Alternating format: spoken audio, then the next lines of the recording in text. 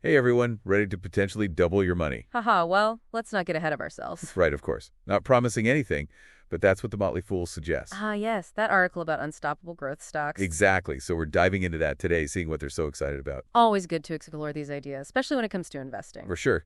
No financial advice here, just some good old-fashioned information and analysis. Right on. So which company are we starting with? Well, the Motley Fool kicks things off with Shopify. Ah, Shopify, a powerhouse in the e-commerce world. Yeah, they've seen some serious growth, 26% revenue jump last year. And accelerating even faster, 31% in the last quarter alone. Pretty impressive. So what's the secret sauce behind their success? It's like they've become the operating system for e-commerce, providing all the tools and services businesses need to thrive online. So not just for small businesses anymore. No, definitely not. They've evolved to attract those big, high-volume brands as well.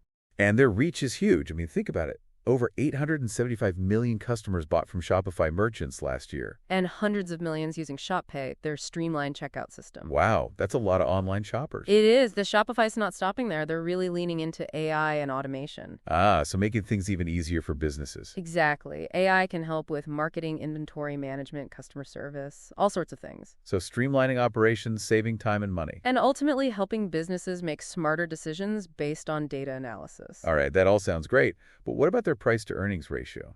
You mean the PE ratio? Yeah, it's sitting around 80x, which seems pretty high. It is a high multiple, but there's a reason for that. You see, the PE ratio is how much investors are willing to pay for every dollar of a company's earnings. So a high PE means investors are optimistic about future growth. Exactly. And in Shopify's case, there's a lot to be optimistic about. Think about the global retail market. Massive, right? Absolutely humongous. And Shopify only facilitated about $292 billion in sales last year. Which is just a tiny fraction of global retail. Less than 1%. So there's a huge runway for growth. So the high PE ratio might be justified by their massive potential. Potentially, yes. Look at a company like American Express. They've been around for over 170 years, and they're still growing. Oh, wow. So you're saying Shopify could have a similar long-term trajectory? It's possible with their dominant position in e-commerce. They're poised for continued success. Okay, that's a compelling argument. And it's not just about revenue growth either, right? Nope. They're also focused on profitability. Their free cash flow margin was 18% in 2024. Up from 13% in 2022. That's right. A rising margin like that shows they're becoming more efficient, generating more cash. Which can be used for further growth, paying down debt, or rewarding shareholders. Exactly. And analysts are predicting 35% annualized earnings per share growth over the next few years. Wow, 35%, that could really fuel a stock price surge. It definitely has the potential. But now let's switch gears and talk about the second company the Motley Fool highlights. Okay, which is Peloton Interactive. Peloton? Oh yeah, they've been on quite a ride. You could say that their stock has been pretty volatile. I mean, remember their pandemic boom. Everyone was buying their bikes and treadmills. It was a surge, for sure. But then things cooled down as people returned to gyms and outdoor activities. Right, but what's interesting is their recent rebound. Their stock is up 92% in the past year. They've been making some moves to boost profitability. So is this a comeback story or just a temporary blip? Well, let's look at the numbers.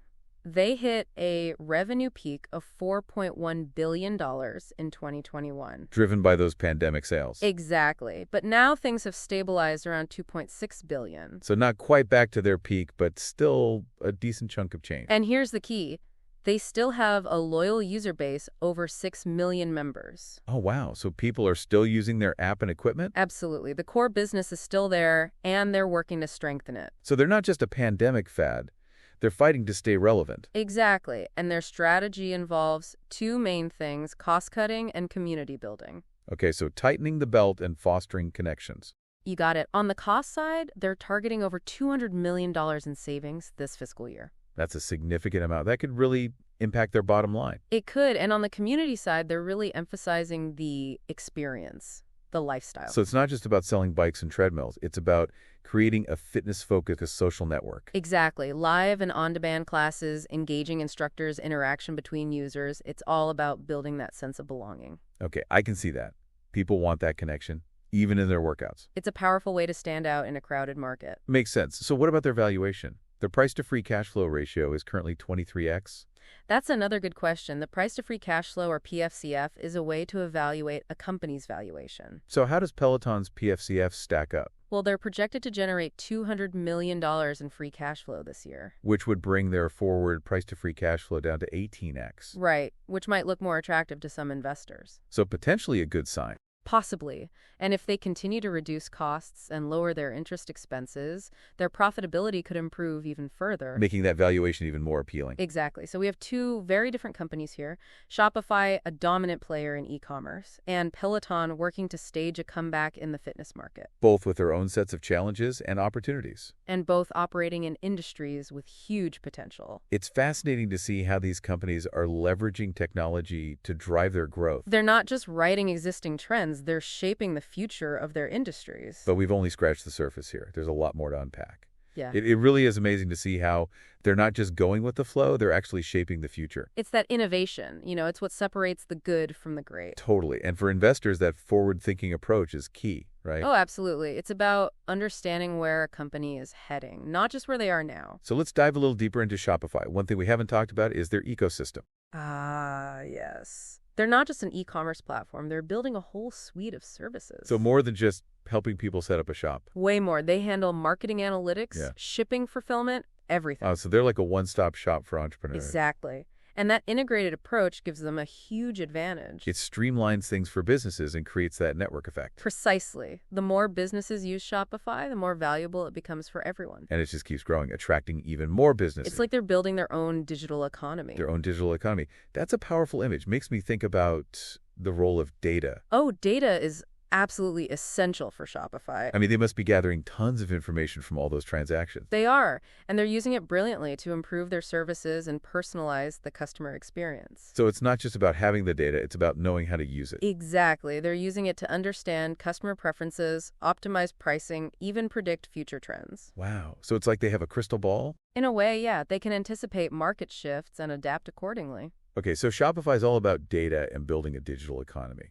Now let's shift back to Peloton. Sounds good. What aspect are we focusing on? Well, the Motley Fool article highlighted their focus on community building. Ah, yes. It's not just about the bikes and treadmills. It's about the experience. Creating a lifestyle almost. Exactly. They're offering those engaging classes, fostering interaction between users, building a sense of belonging. It's like a fitness-focused social network. You got it. They're tapping into that human need for connection. And turning exercise into a shared experience. Right. It's not just a solitary activity anymore. It's motivating. It's engaging. It's like the social media of fitness people sharing their workouts, their achievements. And that word-of-mouth marketing is incredibly valuable. Way more effective than traditional advertising. Especially when you're targeting a specific audience like fitness enthusiasts. And it's not just about attracting new customers, it's about keeping the ones they have. That's where their subscription model comes in. Right, recurring revenue from those monthly subscriptions. It's a smart strategy. It creates a sticky ecosystem, keeps users engaged. So both Shopify and Peloton are building communities, but in different ways? That's right. Shopify is connecting businesses. Peloton is connecting fitness enthusiasts. And they're both using data to personalize those experiences. Absolutely. But of course, they face challenges too. Yeah, no business is perfect. So what are some of the hurdles they need to overcome? Well, for Shopify, competition is a big one. Makes sense. The e-commerce space is getting pretty crowded. It is. They need to constantly innovate, stay ahead of the pack. And not just focus on new businesses, but also support the growth of their existing merchants. Exactly. If those businesses thrive, Shopify thrives. A true symbiotic relationship. And speaking of which, what about Peloton's reliance on hardware sales? Ah, yes. Even with their subscription model, selling bikes and treadmills is still a big part of their business. Which makes them vulnerable to economic downturns, right? It does. When people tighten their belts, those big-ticket items are often the first to go. So it's a risk they need to manage carefully. And they are. They're diversifying their offerings, expanding their content library, making their app more accessible. So spreading the risk, not putting all their eggs in one basket. Exactly. Which brings us to a key takeaway from today. Even the most promising companies face challenges. There are no guarantees in the world of investing. That's why diversification and research are so important. So don't bet the farm on just one company. And always do your homework. Absolutely. And stay curious. The world of business and finance is constantly changing. So true. It's an exciting time to be an investor, but it requires continuous learning. And that's what we're all about here on the Deep Dive. Equipping you with the insights and information you need. So as we move towards wrapping up, is there anything else that stands out to you about these companies? Well, one thing that really strikes me is their long-term vision. Yeah, they're really thinking ahead, not just focused on short-term gains. It's that long-term vision that sets them apart, especially in such dynamic industries. So as we wrap up, what are some key takeaways for our listeners thinking about investing? Well, remember, investing is a marathon, not a sprint. Right, it's not a get-rich-quick scheme. Exactly. Both Shopify and Peloton have huge potential, But there will be bumps along the way. The market can be unpredictable. Absolutely. So diversification is key. Don't put all your eggs in one basket. Spread the risk. Makes sense. What else? Do your research. Don't just rely on headlines. Dig into the details. Understand their business model, their competition, all of that good stuff. Exactly. Knowledge is power, especially in investing.